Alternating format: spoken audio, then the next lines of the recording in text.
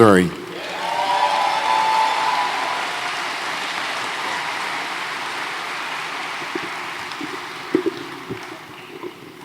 There you go. Give it up for Tim.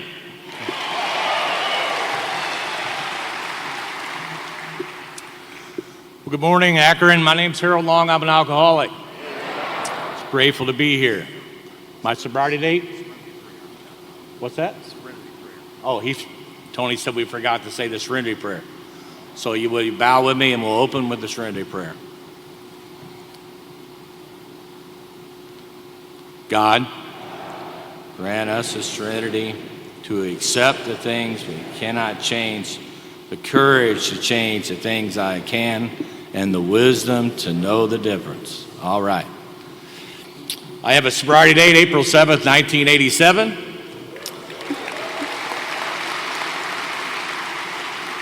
I have a home group in St. Louis, Missouri. It's called AA on the Rocks, strong three-legacy group at Tower Grove Baptist Church at 4257 Magnolia Place, St. Louis, Missouri, 63110. And we're going to have a party there 2030. Anybody coming to the party on 2030?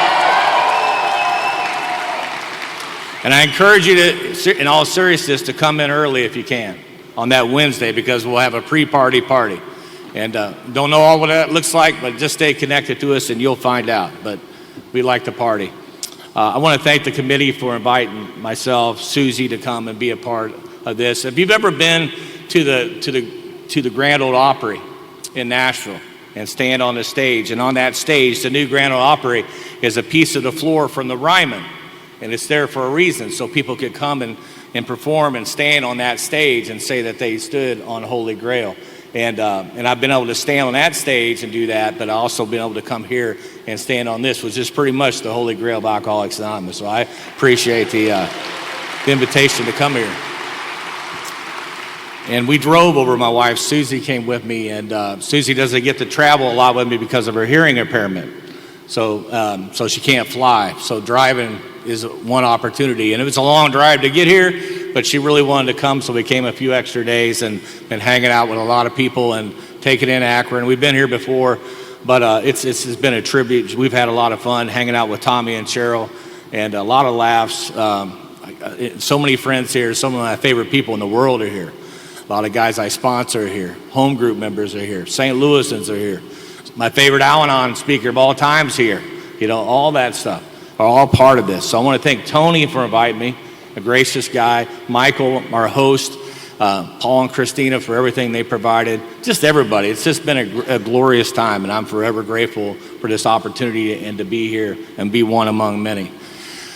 My job here this morning is just to tell you what I've seen, what I've heard, what I've experienced in the time I've been here, and that's what and if it's really not just good news, it's the best news ever.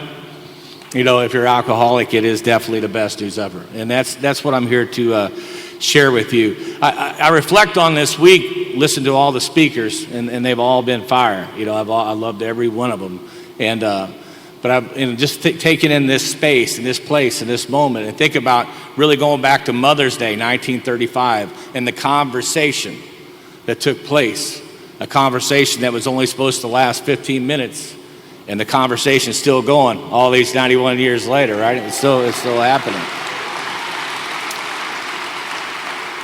But when you reflect on the conversation, and I think that's important, to think about your own conversations. Who were the people in your life that took time to pull up a chair to say, let's pour a cup of coffee or whatever, and let's have a face-to-face. Let's have a real conversation about what it means to live this life. And you think about that with Bill and Bob. That wasn't the first conversation. The conversations were going on long before that. You know, long before Carl Jung and William James, and before William James there was Henry James, and there's other philosophers and other theologians along the way, Ralph Waldo Emerson. Just keep going back, and it's one conversation after one conversation, generation after generation after generation, and here we are. We're still part of the greatest love story ever told, God's love story. And you're a part of that story, and I'm a part of that story. And it's the only story we have is that. That is the message. That's all AA is. It's all recovery is. It's sharing a story. It's what it was. And here's what my life used to be like. Here's what my life's today. And what happened. And this is what my life is like today. It's that transition is the most powerful thing that we have. And some people go, well, I'm not a good speaker. I'm not a good storyteller. You're the only person that can tell your story. You're the only person that can tell it. And I can promise you, I'm in confined spaces all the time. I bring people from all walks of life in this thing come in. And we can be four of us standing right next to each other. Every one of those people is going to reach somebody I can't. Every single time. It's powerful. Our stories are greatest testimony. And I had a lot of great conversations along the way. And that's what I really want to share is some of those conversations and how that manifested into my life where I'm at today. I was introduced to AA in 1979 in the Department of Corrections. I was in a confined space. I was an easy target. I was an easy audience. I just got brought from one facility, picked up on another charge, and brought to a new facility almost in the state of Iowa. It was right on the northern border of Missouri and Iowa. And it was in that space in 1979 that members from Alcoholics Anonymous brought a message into that space. And what I do know all these years later, having worked with countless alcoholics along the way, is that alcoholics especially, whether it's in a confined space or walking in off the streets, we listen with our eyes and we think with our feelings. And I can't say it enough. We listen with our eyes. We watch. That's how I listen. I couldn't tell you anything I heard with these in 1979, but I can tell you everything I heard with these. I wasn't interested because I wasn't anywhere close to surrendered. I wasn't out of ideas. But I was offered a plea bargain. I had a parole officer, her name was Lynn. I had a parole officer who understood what I was suffering from way better than I knew what I was suffering from. And they were gracious and they were kind and they were loving and they offered me an opportunity. They said, we're going to offer you an opportunity. We can either charge you, revoke your parole, send you back for 2.5 more years at a minimum, or you can take our plea bargain, which is you can go into this local treatment center for 30 days. Now, I quit school when I was 13 years old, but I had enough math to know that 30 days was a heck of a lot shorter than 2.5 years. That was a really fast plea bargain. And I found my way into treatment, and by this time it's 1980, so they took me from that facility right to the treatment center. And I started in treatment. I was by far the youngest cat in that place. There wasn't anybody close to my age. And back then, and I don't know about your part of the world, but back then, recovery was AA. Pretty much everybody that was in that place was an AA member. The big book was the centerpiece. The steps were the solution. They roll you out to all these different rural towns. I was in a small rural community and went to my first meeting in La Plata, Missouri in 1980. And they roll us up in these vans and we jump out and we go in. And there's a lady standing there who looks like Mrs. Claus. I mean, she's got big white hair, big rosy cheeks. She's on fire for recovery. Her name was Millie Mays. She's long passed on. Millie was a rock, if you would, in recovery in the middle part of Missouri. And she invited me in. She bought me an orange crust soda from the soda machine. I'll never forget it. But there was just a minimum amount of us people in that space, so everybody had to share. Everybody had to talk. And they come around, they point to me, and I said, well, look, I'm here. I'm only here because the Department of Corrections said I had to be here.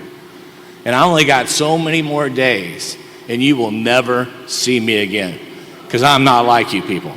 And this beautiful soul turned on me right in the meeting. She grew horns, fangs, and a tail. Flames shot out her nostrils.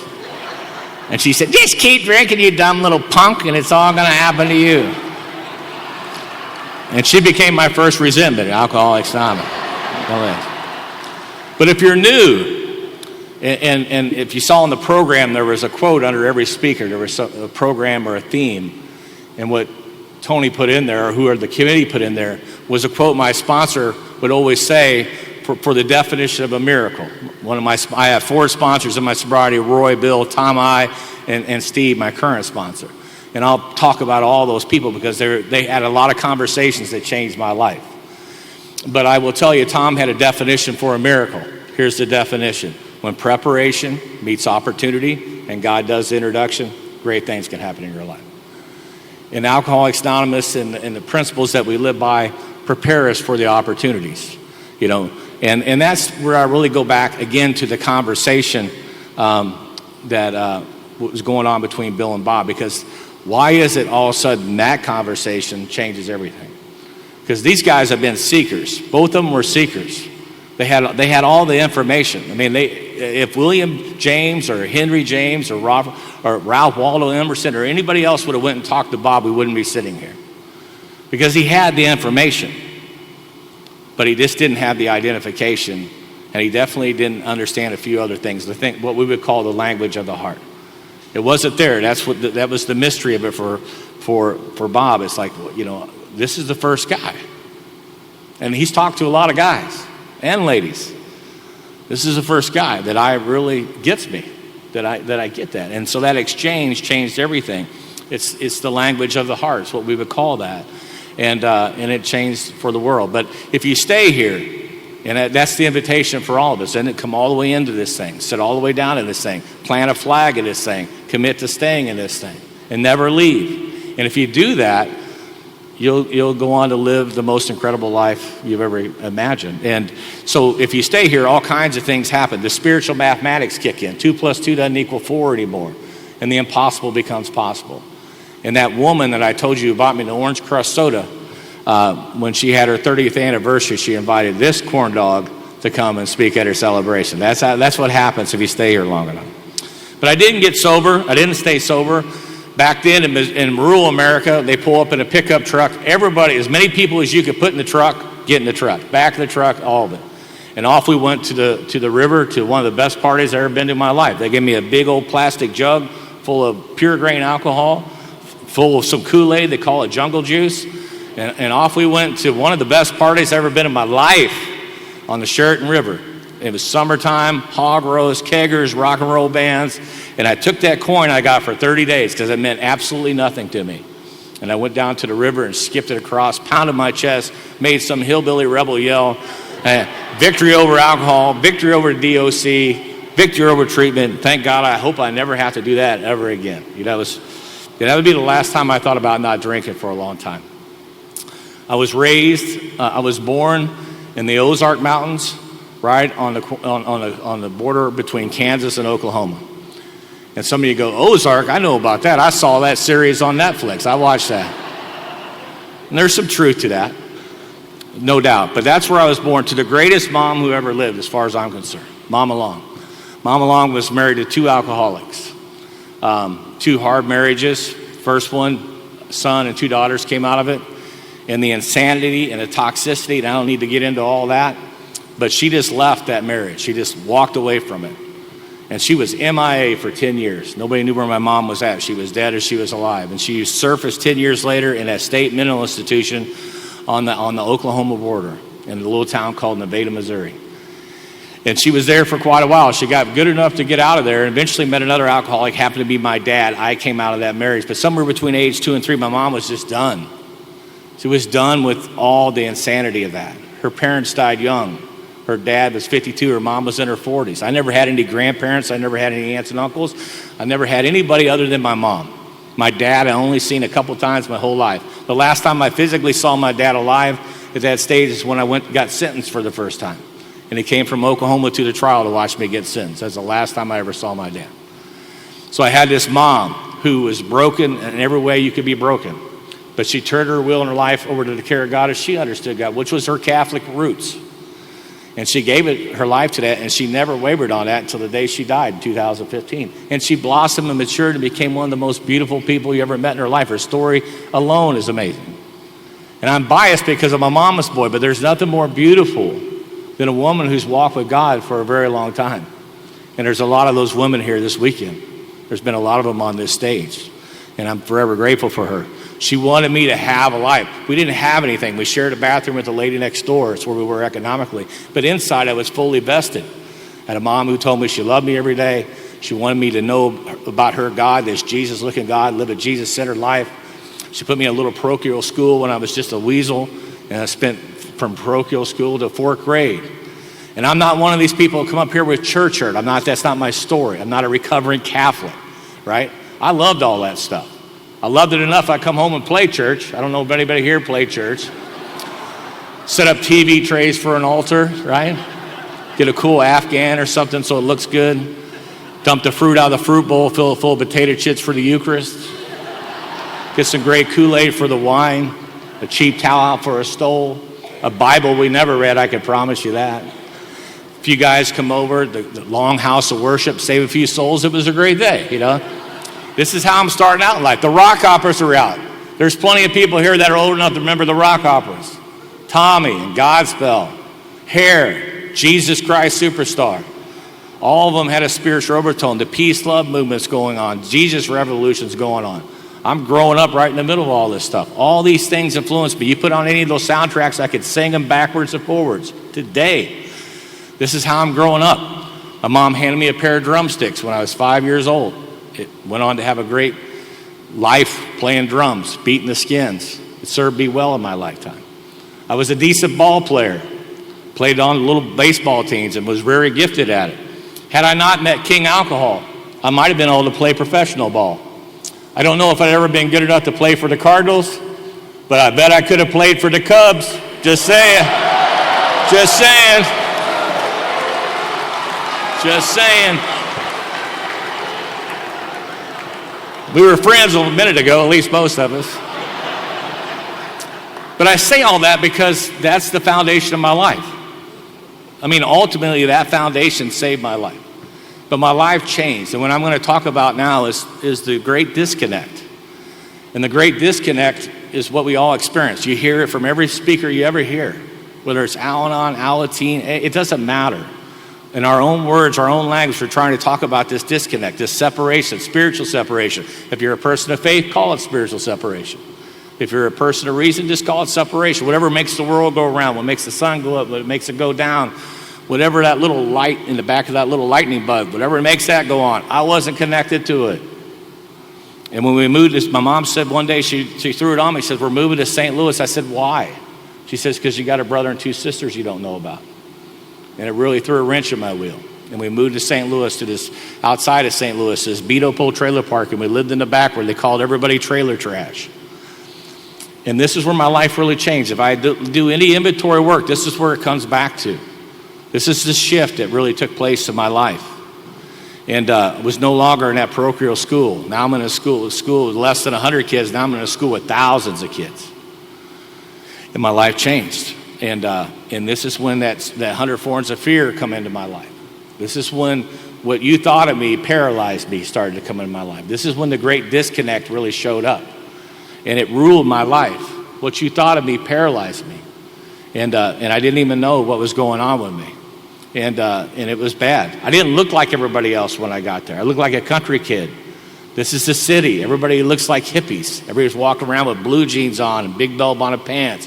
And everybody's going, hey, man, what's up, man? Hey, man, hey, man. Man after every other word. I didn't have the language. I didn't have the clothes. But give me 30 days, everything changed. I took the thumbtack out of my KISS poster. I pierced my ear.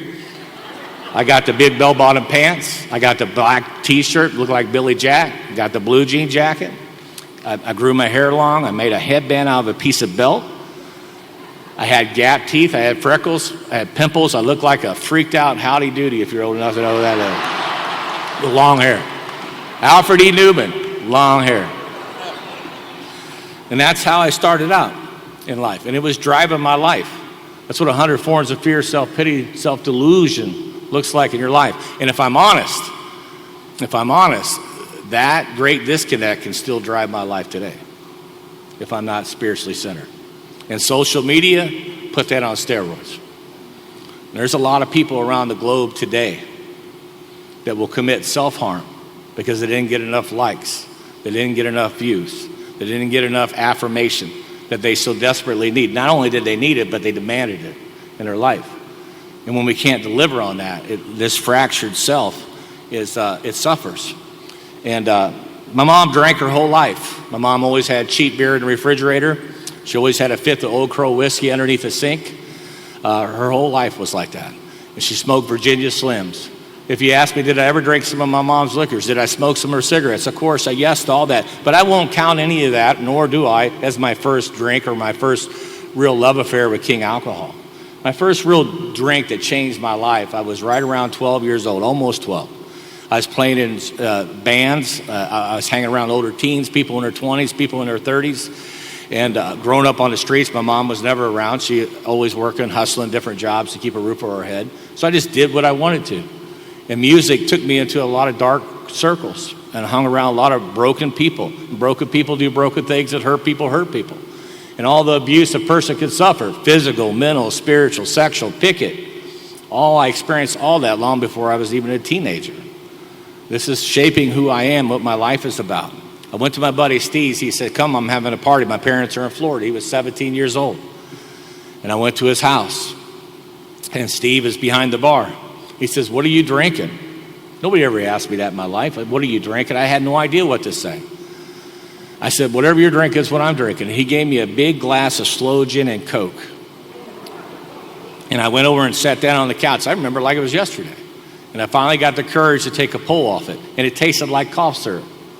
I said, this isn't that big a deal. And I hit it a little more. And then eventually the magic started to happen. I started to get that sensation over our body. I started to get a smile on my face like I never had before. And I drank a little more and the smile got bigger. And I hit it a little harder and it got bigger. And eventually it wrapped all the way around my head, man. And it changed my life. The effect produced by alcohol, the relief I got from that experience changed my life. And I didn't say it outwardly that night, but I pretty much made a declaration. I'm going to do this for the rest of my life. This is what I'm going to do. And that started a long journey called alcoholism. Alcoholism has 3 phases. It was fun, and then it was fun with problems, and then it was nothing but problems. And that phases last different periods of time for different people. But it was fun with problems immediately because we didn't have any money. And so I wanted to live that life. I wanted to chase that life. It wasn't just the drinking, it was all of it. What Bill refers to as the gay chatter. I loved all that. Still do today. Still love live music. Love all the noise. That's why I love being here. I love all the commotion. Always have. Always will, hopefully. But I chased it. But we didn't have any money. It led to a life of crime. And I don't have time to get into all that. But it changed my life. Crushed my mom's heart immediately. Police kicking in my door before I'm a teenager. And the game was on. And I ended up quitting school by the time I was 13, gone from home by the time I was 15, never to return. And the streets and institutions and survival was how I lived. And it took me a lot of dark places. When I was 15 years old, I hooked up with a guy named Scotty. Scotty was just a hippie from Texas. He was just in my town in a padded van almost. It was just an old step van, a UPS van that he turned into living quarters. He was just a gypsy. He was just a runner. He was a drifter. Big, tall, long, lanky guy, long hair, blue jeans. He's headed back to Texas. I said, man, I've got to get out of this town. I'm going to Texas with you. And off I went. I wasn't even old enough to drive a car. I ended up in the great state of Texas, and Austin, Texas, to be exact. And I lived all over Texas for a while. Took my first drink in a drinking establishment in a Yellow Rose Cabaret. Fine establishment in Austin, Texas. But it took me everywhere, and I was all over the South. I was in the South. I was in Tennessee, Knoxville, Nashville. I finally landed in Acworth, Georgia. Charlie Daniels in 1979 wrote a great song. The devil went down to Georgia. Man, he found me. Found me in Acworth, Georgia, Red Barn Trailer Court. And I lived there with a bunch of hillbillies from the South, all rejects from the South. Nobody from Georgia on my street. South Carolina, Kentucky, North Carolina, Tennessee. Get out of our state. It was like the island of misfit toys and Rudolph the Red-Nosed Reindeer. I lived next door to 3 guys named Pork Chop, Hollywood, and Screwdriver. That should give you an idea how life's going, right? But that's where I had my first really encounter. I'm 19 years old by this time. Playing music, having the time of my life, but just on fire. My life was on fire. And I was a blackout drinker my whole life. But I came home and I woke up one morning on the trailer floor. I didn't even make it to the bedroom. I had cowboy boots on, blue jeans, a flannel shirt, beige jacket. Woke up with a big tomato head. That's what we call a hangover in the South.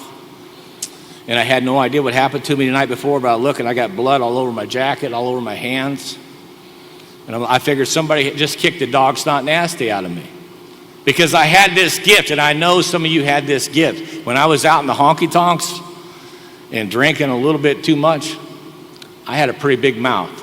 And it wasn't uncommon. It didn't happen every time, but it wasn't uncommon that somebody wanted to punch me at least once before the night was out. Anybody else have that gift? I had that gift. There we go. That's my people.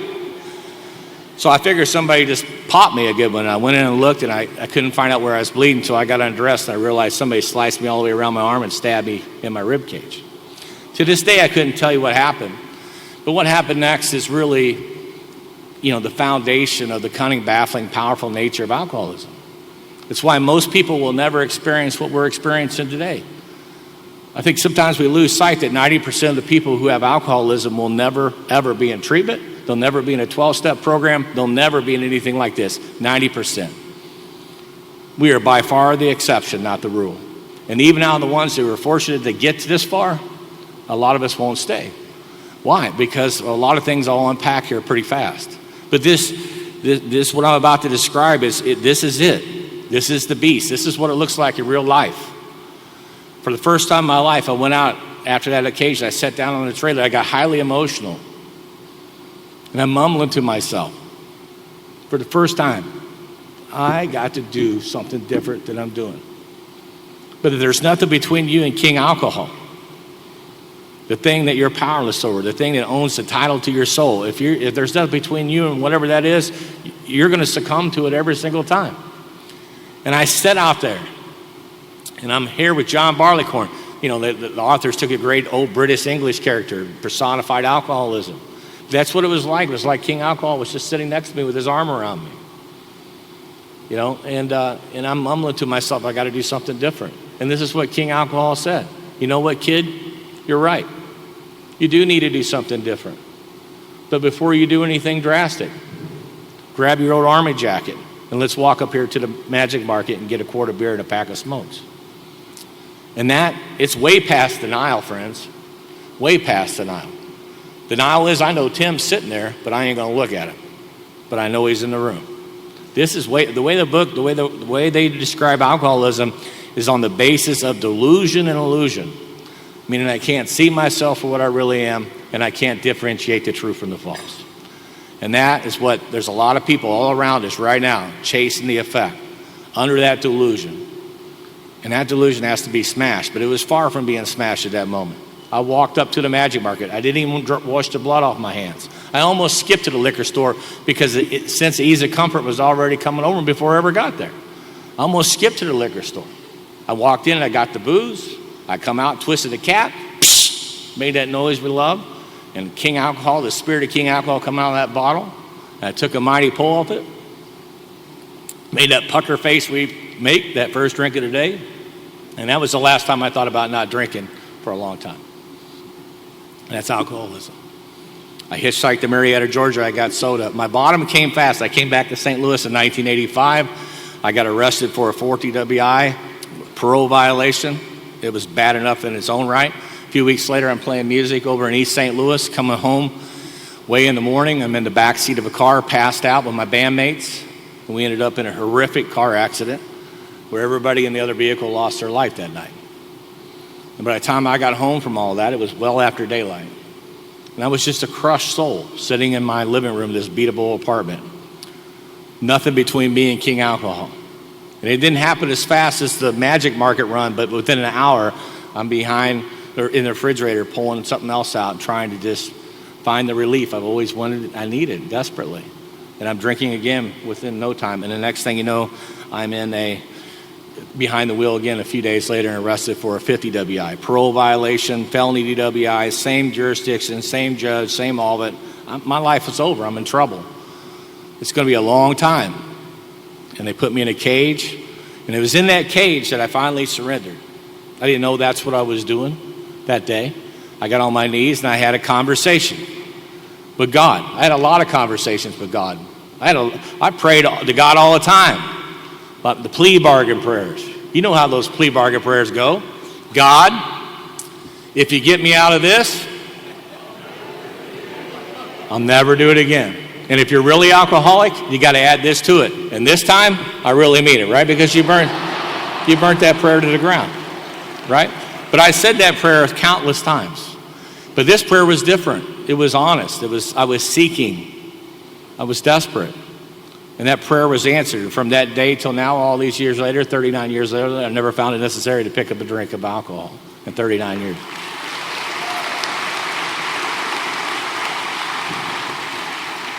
Because I listened with my eyes, I went back to that same treatment center I was at in 1980. Lots of places in St. Louis to go. Didn't know any of those places. I went to that place because it was familiar to me.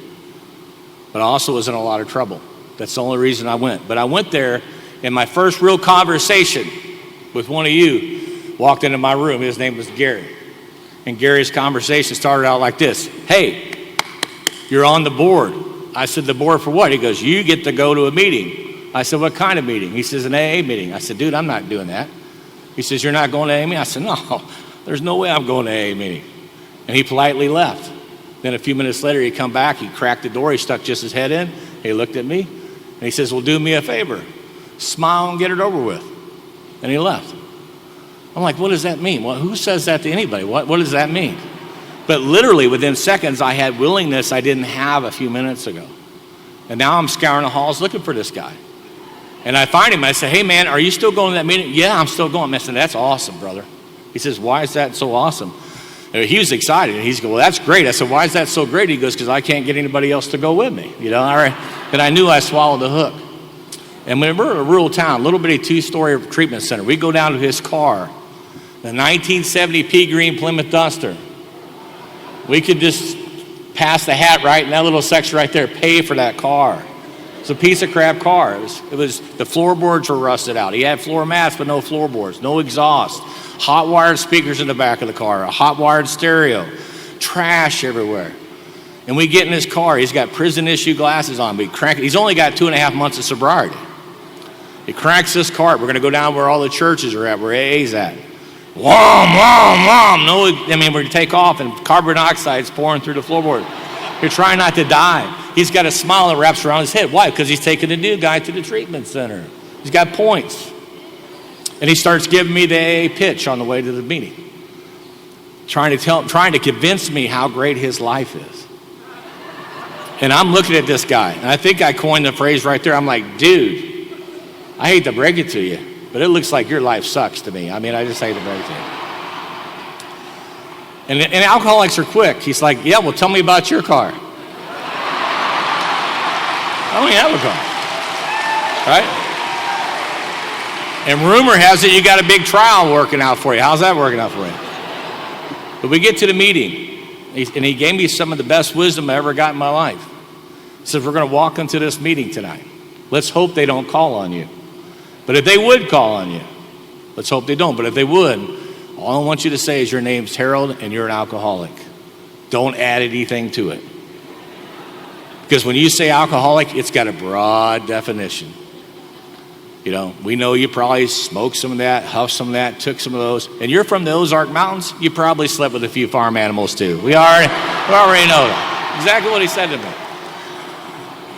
So I've been Harold the alcoholic ever since. It's been pretty easy.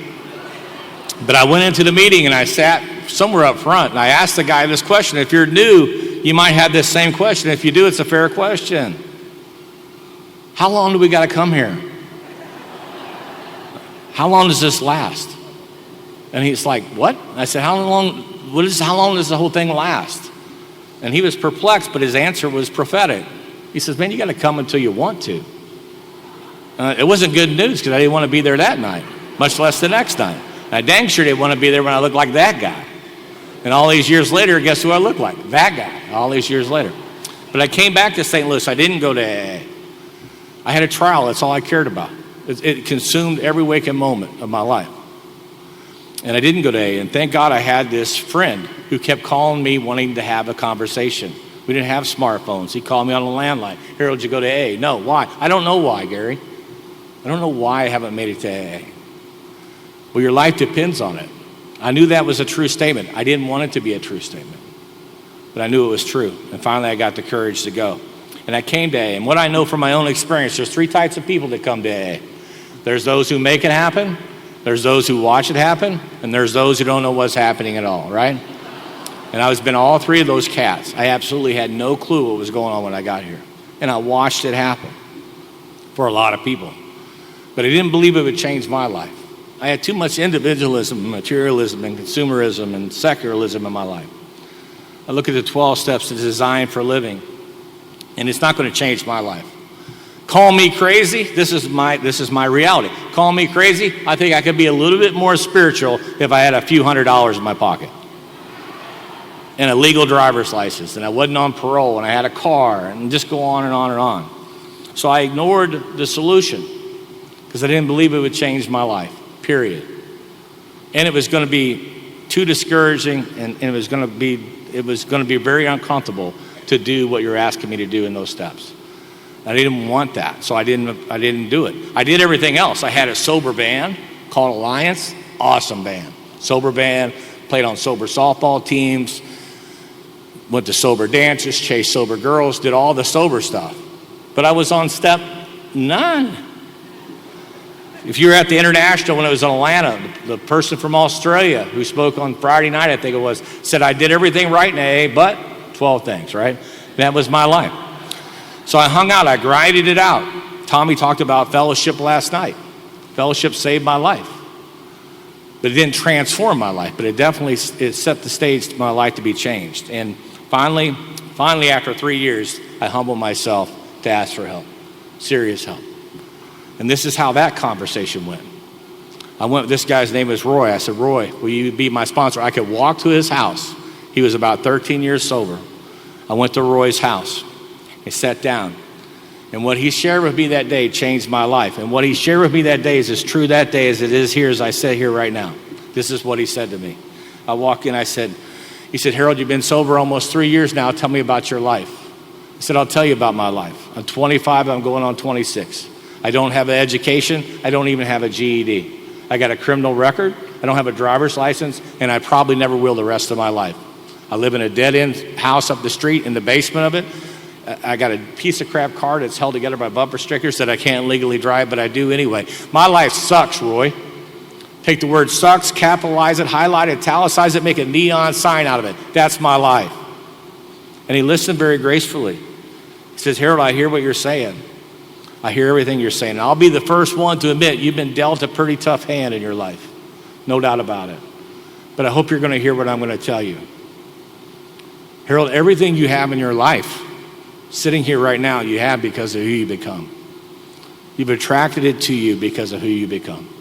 And the day you're man enough to own that truth is the day you're on your way to some real change. But till you can own that truth, this vicious little cycle you're on, you're eventually going to drink again because you're not happy about your sobriety. You're like a boy whistling in the dark. You'd give anything to take a few drinks, and you know it's true. You're like a candle in the wind. Yes, you have a desire not to drink sitting here right this second, but it's going to go out. Or you're going to do what my dad did. My dad was an alcoholic who never found sobriety. At age 54, he took his life. That's how my dad quit drinking. So you're going to do one or two things, man. You're either going to grow or you're going to go, and the $1 million question is, what do you want to do? And I didn't want to go, but I knew what he was going to say. We're going to start this journey through the steps that I didn't believe would change my life, that I resisted with everything I had, that was offered to me day one when I walked in here. But I just didn't believe it. And if you're sitting here this weekend and you're struggling with anything to do with this design for living, anything to do with the 12 Steps of Alcoholics Anonymous, and you're wondering why, I can tell you why. It's because you don't believe it'll change your life. Because if you believed it would change your life, nobody could stop you from doing it. And you're willing to put your life on the line. That's what belief means. What does belief mean? It means I'll die for it.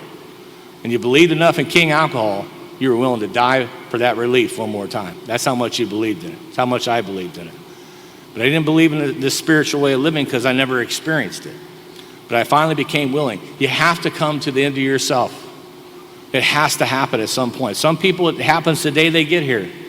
They just walk into these rooms, they surrender everything. I'm done, I'm out of ideas, here it is. I'm all the way in. They come all the way in, they sit all the way down, they stay, they give themselves, and it just goes into this miraculous, incredible life. But many of you, if you're like me, you come here and you struggle.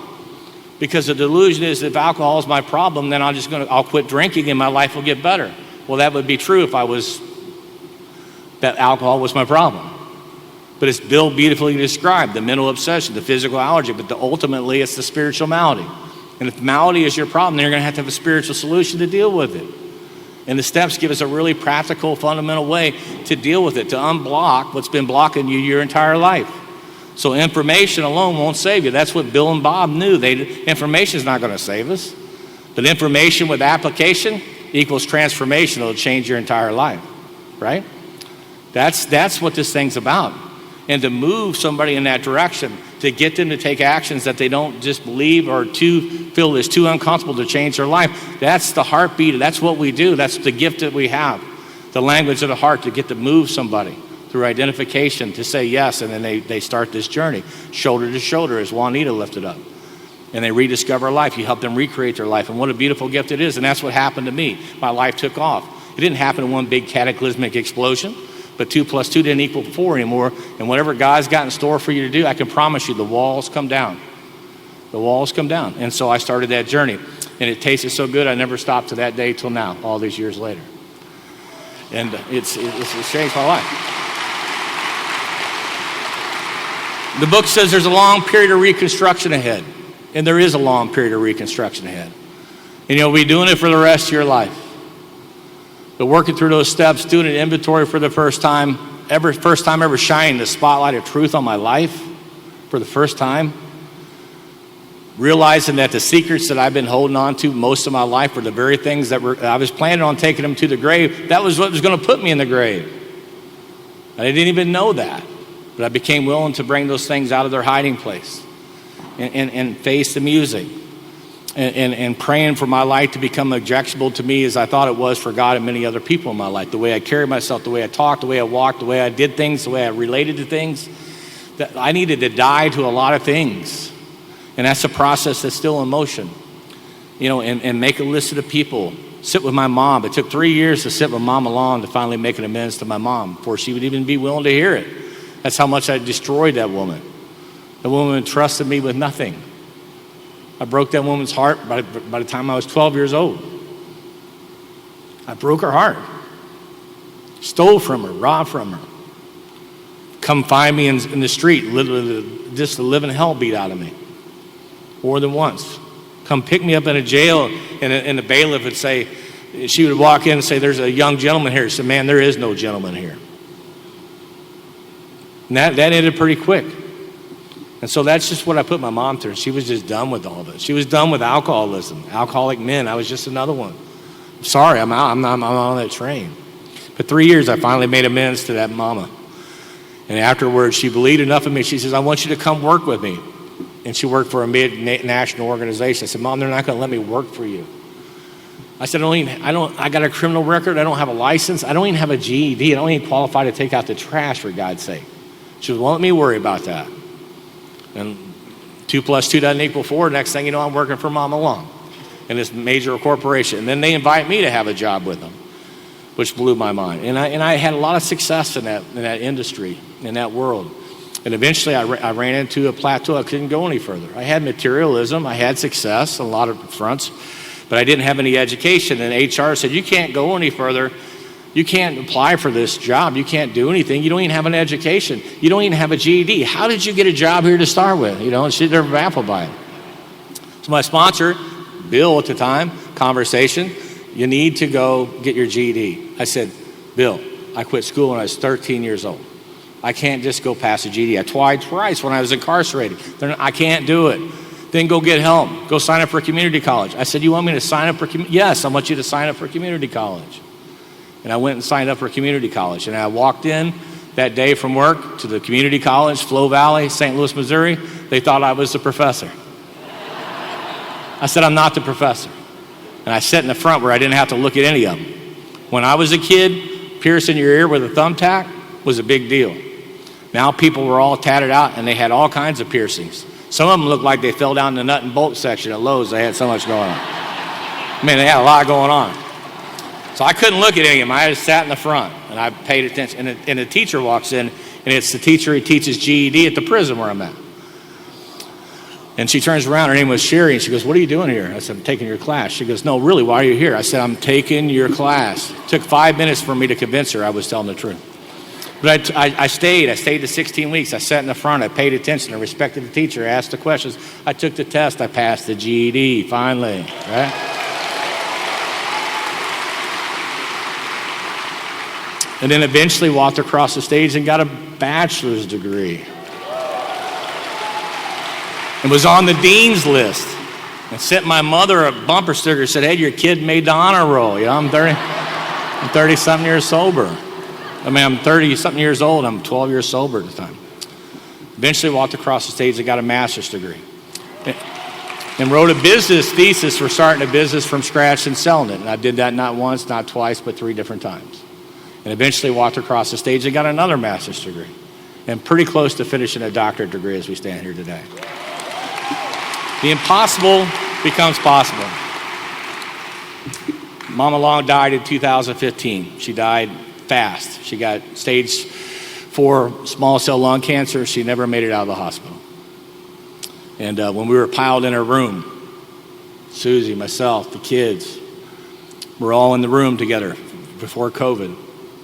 And it was the last night before she died, and I put headphones on her ears for the last time, and her eyes opened up. You could see death in her eyes. She was startled. I said, "Don't worry about it, Mom. I'm just putting in a CD for you." She loved Frank Sinatra. I said, "I'm putting in a little Frank Sinatra." My mom's last words on this planet, everybody needs a little blue eyes, right? And she passed away the next day. But as I looked around the room, I was good with everybody in that room. Totally reconciled, totally healed, totally transformed, totally restored with everybody in that room. I had a lot of amends. My sponsor was adamant I keep them on a 3x5 index cards and keep them on my desk where I saw them every day. And I went through them. But I had a few that I wasn't really too willing to make. And one of those was my dad's brother, because I never met the guy. And I didn't feel like I owed the guy anything. You know, I didn't never do anything. I saw him when I was like 5 or 6 years old. He was adamant. He says, "Is this your dad's brother?" I said, "Yeah." He goes, "Put him on your list." I said, "Why do I got to put this guy on my list? I never did anything to this guy." He goes, "Well, he's your uncle, right?" I said, "Yeah." "You ever participate in his life?" "No." "You ever call him since you've been sober? Tell him you're alive? Tell him anything? He's your family." I said, "No, but here's the delusion. If he wanted anything to do with me, he would have called me a long time ago." And I'm serious. This is 12 years into sobriety. 5 years sober, 10 years sober. Every time his name came to the top, he went right to the back and didn't think twice about it. And here we are.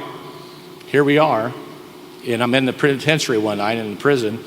We're doing a 12-step workshop on step 9. And I mentioned my struggles with Uncle Bob. And one of the members on the inside says, "Dude, when are you just going to shut up and do it?"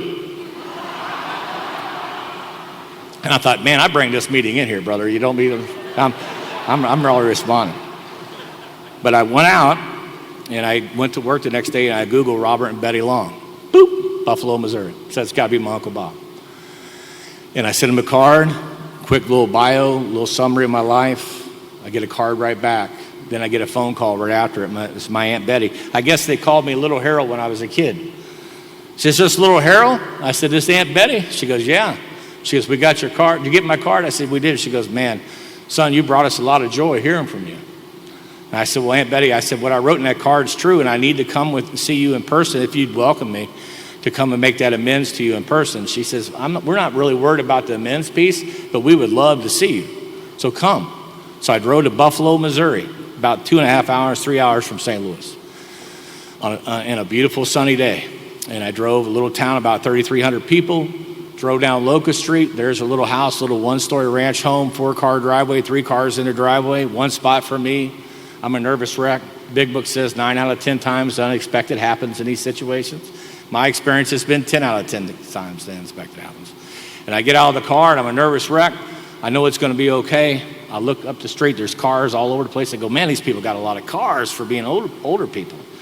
And my Aunt Betty comes out on the front porch, little sawed-off country Ozark mountain lady, big old smile, looking at me, reporting to whoever's behind her. She says, "Well, he looks like a long."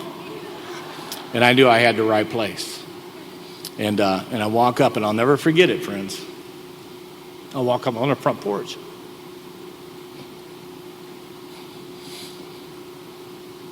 My Uncle Bob comes out. He grabs my hand. He puts the other one on their tongue. He said, "Welcome home, son. Come inside." And I went inside, and every one of his kids, his grandkids, and several family members were there to welcome me back into their life.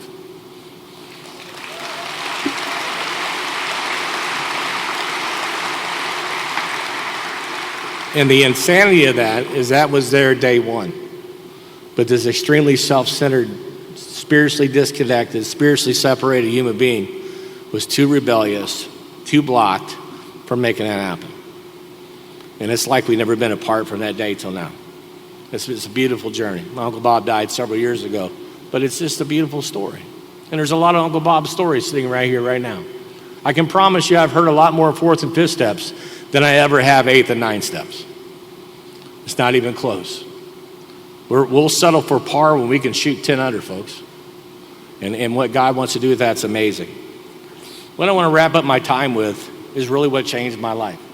It ultimately changed my life. I've been blessed to have a great wife, a great life. I've been blessed to have kids. I didn't know I could fall in love with a little bald-headed woman with no teeth until they handed me one. So there you go.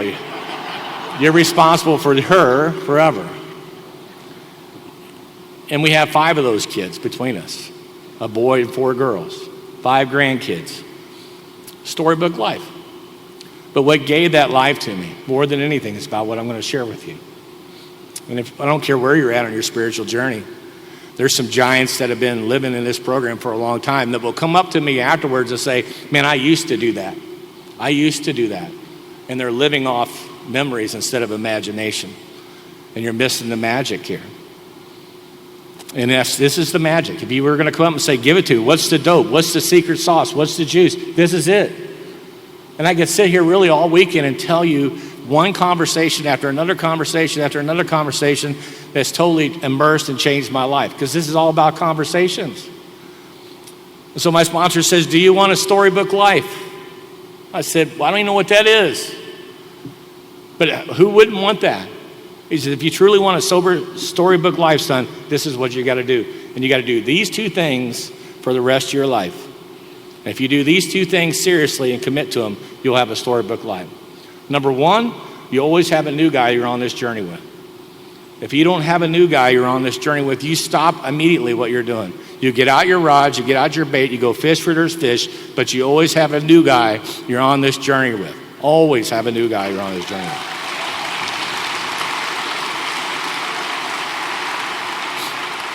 And number 2, you got to go somewhere once a week where you don't want to end up. All right? And I don't care where it's at. It could be the Skid Row Mission, the sober living. I don't care where it's at. Treatment center, county jail, pick it. I don't care. And that started for me in 1990. I was 3 years sober. I started that journey in 1990. I went to a Skid Row Mission. I went there every Thursday, every Saturday. Still there today. Harbor Light on Washington Street. Toughest AA I ever did in my life. Not even a close second. Hard AA. But in 1993, a guy called me. He says, hey, man. I go, yeah. And he goes, you want to come out to this prison and give a talk? I started laughing. I said, dude, do you know who you're talking to? He goes, yeah. I said, man, they're not going to let me come to the prison. Are you out of your mind? He goes, man, you're off paper right now, right? And I said, yeah. And he goes, well, I've got a lot of pull out there. I'm pretty sure I can get you in there. And I said, well, let's just play let's pretend for a minute. Let's pretend that's true. I made a pact a long time ago that I ain't ever, never, ever going back on that side of the fence for you or anybody else. He says, yeah, well, why don't you run that by your sponsor and call me back?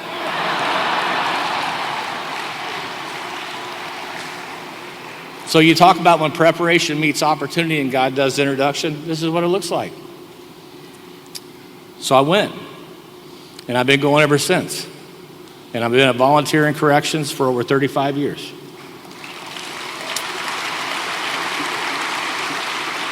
And I could sit here and tell you story after story after story of how the impossible becomes possible.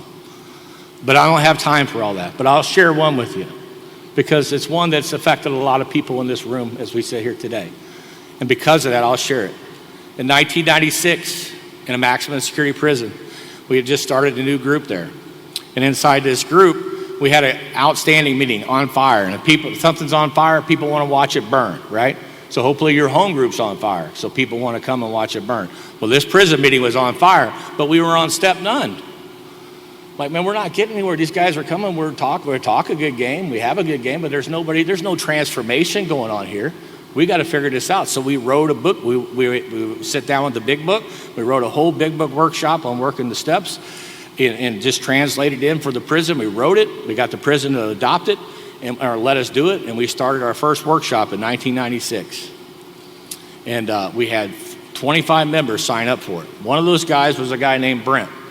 Brent had 2 life sentences. second-degree murder, armed criminal action. And he came into our meeting just like everybody else comes to our meeting. He came with his fingers crossed, with his eyes down, listening with his eyes, thinking with his feelings. A broken human being. He'd been in prison for 10 years. His family was been out of his life. His mom quit seeing him. His wife divorced him. His grandma was gone. He was all alone, broken, encouraged to come to AA. Didn't believe he needed it, but he showed up anyway. Signed up for the workshop. 25 guys signed up for this workshop. Crack that book. We get into it. We start working the steps. The same steps that transformed my life started transforming these guys' lives in a maximum security prison penitentiary with no outdates. And eventually Mama came back and Grandma came back. And he gets a card from his wife, says, I want to come back. And they did, and they renewed their vows in prison. This life's guy's changing right in front of me. In 2006, he comes into our prison group. I watched him get a 5-year setback, a 2-year setback, on and on and on, but he just kept on trudging. And he walks into our meeting with a smile around his face. In 2006, he says, man, you're never going to believe the news. I said, dude, I come here every week with holy anticipation. I know what the news is. He says, I'm going home. I said, I know. He said, I'm going home in 2008. So in 2008, time to come home, I said, you call me every day till I tell you not to call me. I want to hear from you every day. I hear from Brent every single day, all these years later, every day. And he got out and he called me. He says, hey, man, I'm on this thing called a cell phone. Pretty cool, man. I said, yeah, I've had one for a long time, Brent. I said, get home, call me in the morning. A phone call, a conversation, I'll never forget. This is how the conversation went. Hey, man, how's it going? He goes, it's unbelievable, man. It's unbelievable. You'll never guess what I've been doing all morning. I said, well, you haven't been with your wife for 21 years. I can guess what you've been doing. And after we all laughed, he says, no, man, you're never going to guess what I've been doing. I said, what? He goes, I've been sitting here opening gifts all morning. I said, really, like welcome home gifts? He goes, no, not welcome home gifts. I've been opening Father's Day gifts, birthday gifts, and Christmas gifts since 1996 when he got sober. They've kept him all this time. And he says, you'll never guess what I got for Christmas in 97. And I said, what? He said, I got a Miami's Dolphin jacket. That's how bad alcoholism gets if you root for the dollar. I'm just saying. You just heard some of it right there. That's how bad it gets.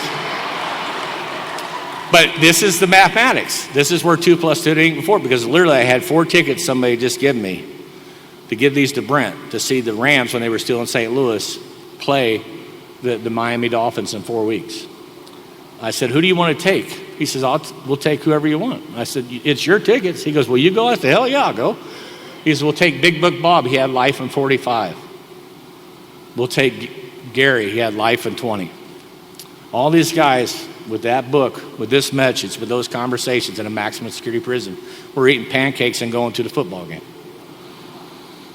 And at halftime, the lady behind us got our attention. She goes, hey, and we all turn around and look at her. She goes, I've been watching you guys. She goes, yes, ma'am. She goes, you guys are having a hell of a lot of fun. I said, yes, ma'am. She goes, you guys aren't even drinking. I said, no, ma'am, we're not. She said, it's a good thing. I said, why is that? She said, because the way you guys are carrying on, you'd probably end up in prison or something. True story. True story.